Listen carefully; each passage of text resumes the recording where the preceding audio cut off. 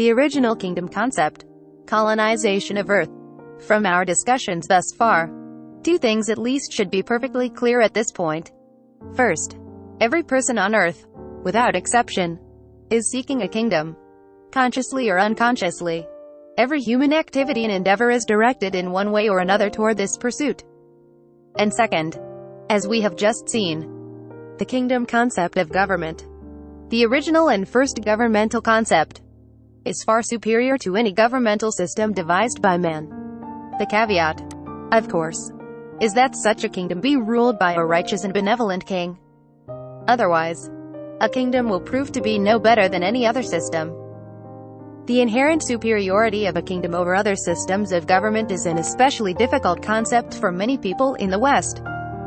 As I stated earlier, few Westerners have ever lived under a kingdom and thus know little or nothing of how one operates. This difficulty is even more acute for citizens of the United States, whose nation, after all, was established in rebellion against a kingdom. Nevertheless, a kingdom ruled by a sovereign, righteous, and benevolent king remains the best system of government humanity could ever hope for. The reason is simple. The kingdom concept is of heavenly, not earthly, origin. Its appearance on earth is due to another concept that originated in heaven, the concept of colonization. Simply stated, colonization is heaven's system for earthly influence. Seeing the big picture. In order to understand this, it is important to look at the big picture.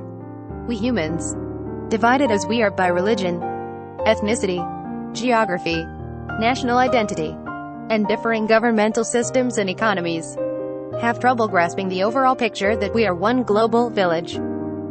Religious and cultural differences and territorial loyalties often prevent us from seeing how much we truly have in common with one another.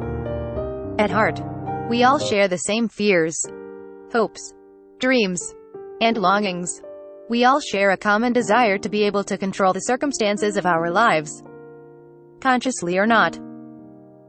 We all are searching for a kingdom in which all are equal, enjoying the same rights, benefits, liberty, security, health, and abundance, lives with meaning and purpose and fulfilled potential. In the midst of our myopic pursuit of self-advancement, we fail to recognize that such a kingdom is available for the having. But we will never see it until we step back to take in the big picture. When I studied art in college, one of the fundamental concepts I learned is always to see the end first and then work my way back. In other words, a good artist sees the finished product in his or her mind before beginning to paint or sculpt or draw.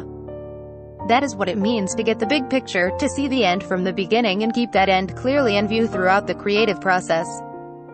Only then can the artist ensure that the finished product conforms to his or her original vision or design.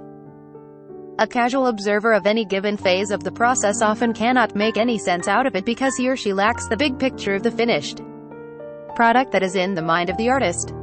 A few brush strokes on a canvas may mean nothing to someone watching the painter. But a good artist will know exactly what he is doing. He will know exactly where he is going and how to get there because he already sees the end result in his mind.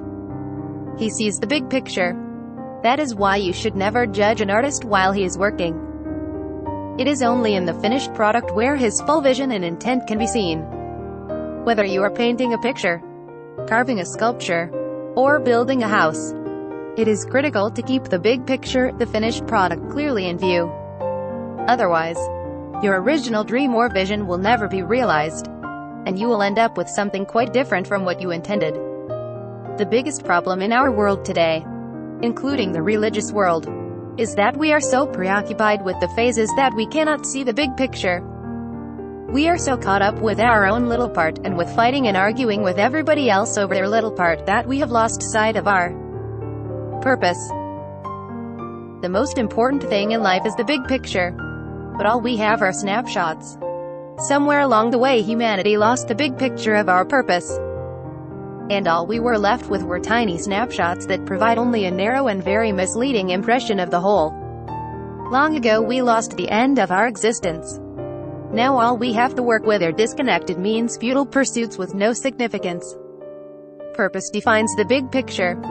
In other words, the big picture is the original purpose or intent of the artist or builder, the desired end result. What was God's purpose as the artist who created humanity? What was the end result he desired? As designer of the human race, what was God's original intent? This is a critical issue for us because without purpose, human life has no meaning or significance. And that is exactly what the philosophers of our day are saying. Human life has no purpose or significance. So each of us must create or derive meaning for our lives wherever we can find it. We have lost the big picture, God's original intent for mankind, and without it our lives are nothing more than disjointed phases that make no sense. If our lives are to have meaning, we must recover the big picture of God's original intent for us.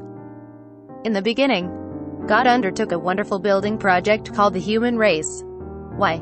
God's original purpose in creating mankind, his big picture, was to extend his invisible rulership to the visible world. He wanted to extend his heavenly country to another territory. His desire, then, was to establish on earth a colony of heaven.